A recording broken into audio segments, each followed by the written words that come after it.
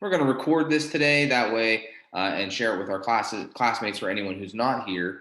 Again, I'm Dr. Barnhart. I'm teaching the other section of Calm 101 here with Dr. Odie at Salem. You'll probably run into me in other courses or Dr. Odie as well. But today we want to share a little presentation specifically about communication and finding your academic voice and what that means.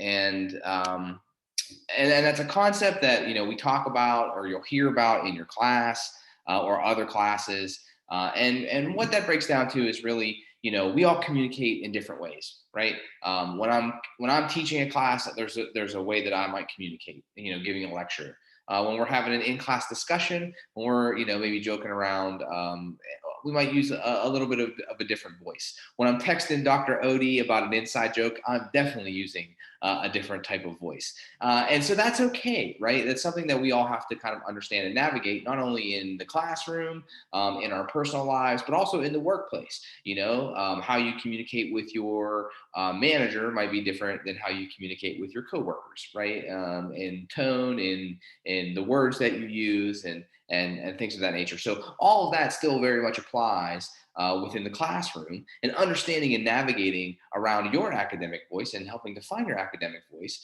is going to make that transition from in the classroom and to the other facets of your life that much easier. So that's what we want to talk about today, and really understanding what is the academic voice that you need to have. And in most writing assignments and in some of the speaking things that we'll do in at the university level requires us to use this academic voice. And the aspects of your academic voice are typically going to be a little bit more formal than our everyday conversational speech. We try to use informal language, or avoid using an informal language, and use more of an authoritative tone, right? And one of the things we'll talk about today in this academic voice is supporting what you say with evidence and research, which we've already been doing in Calm 101, in our assignments and in our discussion posts. So we're already, working on our academic voice in this class, which is great. And it's a process over time. I'm still working on my academic voice. I'm sure Dr. Odie can kind of chime in on that too, that it changes at times, when we learn some new concept, or maybe there's a new theory that I've seen, or a new viewpoint that I'm able to understand. My academic voice might change in how I write things or how I present them. And that's okay. And it's going to happen to you too. And we want that to happen. We want your academic voice to grow and develop, and for you to become more authoritative in your writing as you, surround yourself with good evidence and support your arguments. So when are we using our academic voice, and how can we use it? And these are some of my tips for success that I think you will find helpful in your writing, and help improve it, not just in Calm 101, but in all of the courses that you'll find here at Salem University. But really, you're mostly going to use this in our formal writing assignments, especially like essays, research papers, and oftentimes in your main discussion threads each week. We want you to post and address the thread and then reply to your classmates. So in your main discussion posts, you're going to, very often want to be using your academic voice, supporting, authoritative in tone, supporting what you say with logic and critical thinking and research, academic sources that support your arguments, and formal writing, right? On the flip side, though, it's okay. There are times in academia, in the classroom, in your college career, in the workplace, where we can be more conversational with how we speak and how we write. So can you be more conversational? It depends. Some instructors or assignments might suggest using more informal language. Like if you recall back to this class, Calm 101, in our first assignment, where we asked you to write a letter to yourself, about your critical thinking and how you could improve it. We expect an assignment like that to be more informal, right? You're using informal language there. It's a letter to yourself. We don't expect you to use this very strong academic, citing research in your letter to yourself, right? Or maybe in the discussion replies, or other in-class conversation types of interactions. While we do expect some level of academic voice in your replies in the discussion, in a normal in-class setting where we would have a discussion, we may use slang or tell a funny joke or use an anecdote to, make a point. And that conversation is more conversational and less formal. So academic voice in most of our writing, yes, we're going to use it. In some of our writing, in some of our classroom interactions, it may get less formal and more conversational, but it still has a tone of academia in it, if that makes sense, right? So we're not completely abandoning and like dropping F bombs and okay, bet, no cap, right? Although we might do that in other circumstances, the tide kind of gets a little bit more loose in our responses, and we can be a little more conversational and informal in those sense. And they still contribute to our learning, which is something that is important and something that we have to continue to navigate long term. So basic rules for when you want to use it, or basic rules for employing your academic voice, in declarative statements. Oftentimes we want to avoid, using I, that first person when we write. Sometimes in opinions, when we drop the I, it's even more effective in our academic writing. So for instance, if I said that I believe the Writing Center is a good place to learn, okay, that's like an opinion statement. Well, if I just say the Writing Center is a good place to learn, it's more authoritative, and it's more believable. It has that more formal voice as opposed to I feel or I believe. So we have to be very careful in our academic writing when we're using I or you or we. So that's one of those things where we can kind of navigate around it and maybe start to remove it to improve our academic voice, writing in that third person. Another good rule here is really examining or understanding formal and informal language. So for example, in things that you read or sources that you may come across, we can really see this in action. For example, look at academic articles in the Salem Library or Google Scholar, or certain newspapers like the New York Times, how they write, the vocabulary that they use, how things are presented. You will find that the writing in those documents are a little more formal and have a little more of a higher or stronger academic voice. Look at how those articles, those academic articles, present arguments, how they use the specific vocabulary, how they organize, their papers and their writings, and then compare that to like a blog post or something that you saw on social media, right? How the language is used, the voice behind it, maybe the sources that back it up, right? Those are going to be different, in formal and informal language. The other thing that we want to avoid in terms of our academic voice is avoiding contractions when we write, or other informal usage. Wanna, kinda, gonna, don't, can't. We want to avoid those, right, in our academic voice and writing, and we want to spell them out. Want to, kind of, going to, do not, cannot. We also want to try to avoid slang. Now, in some instances, again, when we're being less formal, it might be appropriate for trying to make an example. We can use it, in the context of our academic voice and writing. But mostly, we want to try to avoid it. We also want to try to avoid profanity. As well developed as my 4-letter vocabulary is, we really can't use it in our academic writing, right? So we want to try to avoid that and other kind of colloquialisms that we have. I'm from Southwestern PA. I'm from Pittsburgh originally, and we have our own little dialect here in Southwestern PA, and it kind of bleeds over into other parts of like Virginia, or West Virginia, Maryland.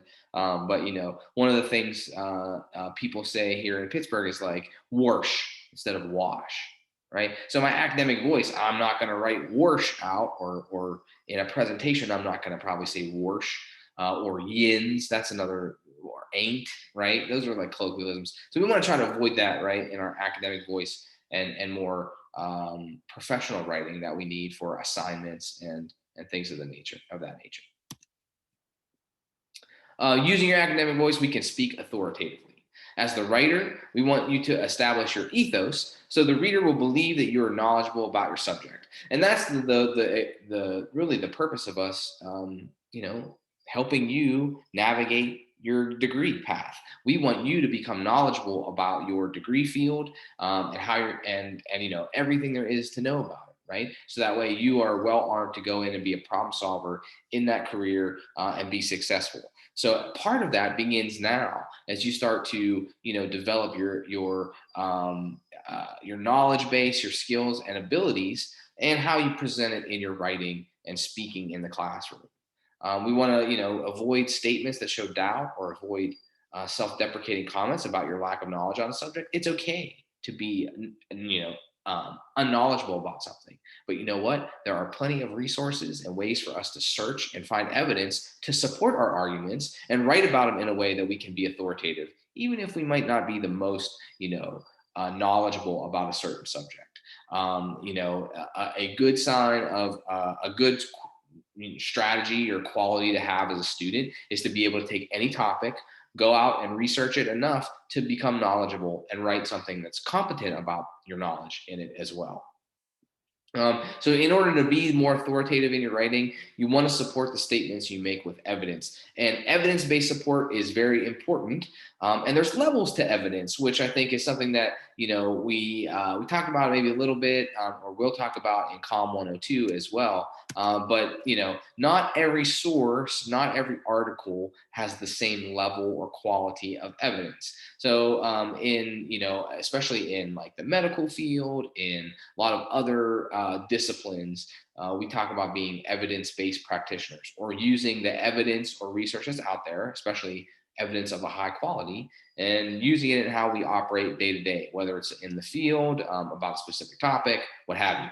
So when we evaluate our sources of evidence, right, you'll see, like in this example, opinions, even expert opinions, are at the very bottom of the pyramid, right? And the quality of evidence, or what we should believe in as you get higher up the pyramid, those are the types of evidence that we should really be believing or want to support our arguments or our academic writing with. So like even an expert opinion, right?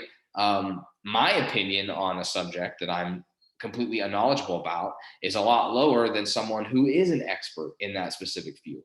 Dr. Odie is an expert in terms of speed and explosion training in athletes. His opinion on speed and conditioning training for athletes is a lot higher than my opinion, but we're still opinion, right? Using Dr. Odie as an example there, when Dr. Odie presents more information of speed and explosion training that have been systematically reviewed, maybe are randomized controlled trials, or other kind of filtered information, his expert opinion grows, right? But he's got all this other evidence to support his arguments. So when he writes about it or speaks about it at a conference, we trust his academic voice. His academic voice is very strong there because he has a high quality of evidence in what he's presented, whether it's when he's writing, whether it's when he's presenting in class, or in the discussion. And that's kind of really what we want you to start thinking about, is as you write, as you develop your academic voice, as you work on your vocabulary, and being authoritative in your writing, is really going out there, and starting to dissect and understand the quality of the evidence and references that we're using to support our arguments, whether it's in your essays or research papers that you're writing here at Salem, whether it's in research or things that you're doing in your job field, or whether it's just conversations and information and knowledge that you share in your personal life. All of this is very important, and it can be applicable for your success in the classroom and out of it, which I think is really important.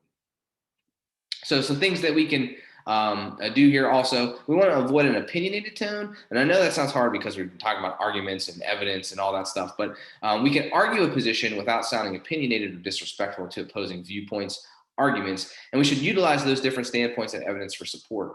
It's okay to disagree with things respectfully, right? Especially in academia. But in order to do that, we need to both acknowledge those viewpoints and then provide evidence maybe that supports the other side or what you're supporting. So when we talk about arguments and debate, especially in the context of academia, that's what we're talking about is, what viewpoint do you have? What evidence do you have to support it with? Counter arguments often are important because they can show the reader that you understand and respect multiple sides of an argument. And then, you can also deconstruct those counter arguments to show why your claim is such. So an example of an opinionated claim is that if we say that some people foolishly believe the earth is flat, but, right? But in a more neutral tone, we can say that there are people who have concluded that the earth is flat. However, research shows the opposite, right? And we're using that example, so instead of just busting someone's chops and telling them, no, you're wrong, dummy, right? We can say that in a way that's more academic and, evidence supported. So something that can come in handy, especially when you deal with very strongly opinionated but misinformed people in and out of the classroom. The other thing here is be concise. Try not to use fillers when trying to create an academic voice. A lot of times, and I'm sure Dr. Odie can attest to this, we'll get students that try to imitate or mimic academic style just by using big words and long sentences. And they say a lot of filler words and talk in circles. We know when that happens. We're not so easily fooled. So don't overthink it, and we'll help you. Dr. Odie, myself, your other professors will be there to help, reduce that unnecessary wordiness, but still help you to develop and craft your academic voice. So when you speak, when you write, when you argue in an academic manner, it's valid and that it's credible and people take you seriously. And when you have questions about this stuff or when you're in doubt about your academic voice, don't hesitate to ask. Like I said, myself, Dr. Odie, the Writing Center at Salem, the library resources, everyone there is here to help you develop this concept of academic voice throughout all of your coursework and use it to your advantage. So if you have questions about, formal language or informal language or appropriateness in your assignments or anything like that, do not hesitate to reach out to us. We will definitely be happy to help you in those situations. So in that respect, those are really all of all the slides that I have in our presentation about academic voice. But do you have any questions about anything? I saw we had some comments in the chat maybe, and just want to answer any of those that we might have.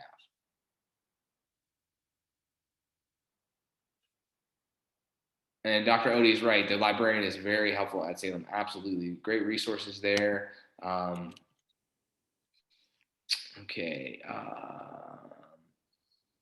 Yeah, Dr. Odie's right. In assignment 4, you can use some first person. However, you do want to try to include some academic voice in the week 4 assignment. And it's a good practice, to get in these habits of thinking this way, and the way I like to explain it is, I have some friends that I have to explain things in very simple terms, right? And then I might explain that same thing to some of my other friends in a little more complicated language, right? And academic voice is the same way, right? Sometimes we can, we could take like how to make a peanut butter jelly sandwich. And I could tell you real plain language that a 5-year-old can understand, or we can make it, a little more academic in how you make a sandwich. And so, just thinking about how we can say things differently in developing this, I think is important and, good practice for us all.